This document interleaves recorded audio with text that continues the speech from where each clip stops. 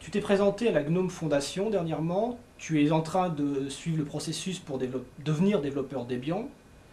Euh, la suite, c'est quoi? Je ne sais pas Je sais pas. exactement.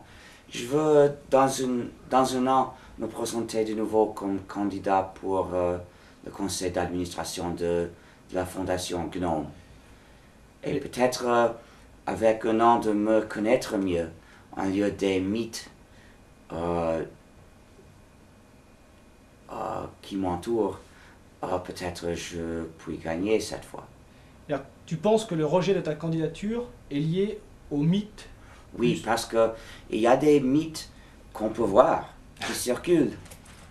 Mais et parmi les mythes, il y a l'idée de ce que je suis le pire diplomate du monde et que c'est impossible de discuter les choses avec moi. Mais j'ai montré avec mes messages dans la discussion que la vérité est le contraire. Et comme ça, je suppose que les gens, euh, par même mes réponses aux attaques, sans contre-attaquer, en lieu de contre-attaquer, en lieu d'attaquer les gens qui m'attaquaient dans ces discussions, j'ai gardé le calme et j'ai expliqué les faits. D'accord.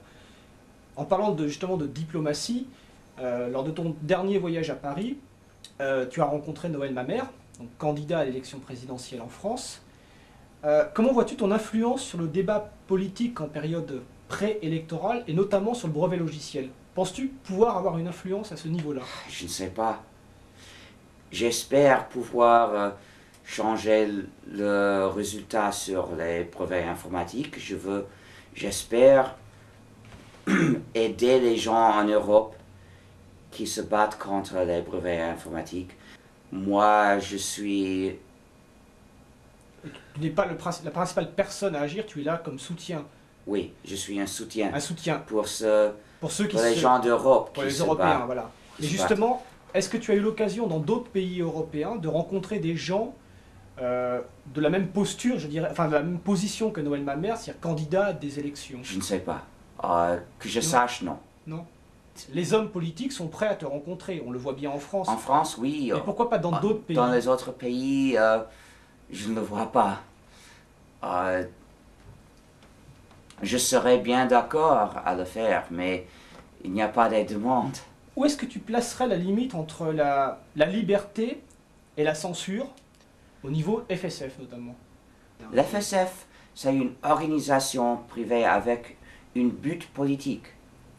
Donc, euh, juste comme Greenpeace ou la Ligue des droits de l'homme, nous décidons quoi dire. Nous. Pour les autres peuvent dire ce qu'ils veulent. Quand nous disons quelque chose, quand nous publions quelque chose, euh, cet article, cette œuvre doit euh, s'accorder à notre position. Mais les autres sont libres de dire le contraire. Bon, ça répond à la question en fait. Mais comment tu définirais, peut-être plus précisément, le but politique de la FSF? Diffuser les libertés aux utilisateurs de logiciels. Ok, c'est simple.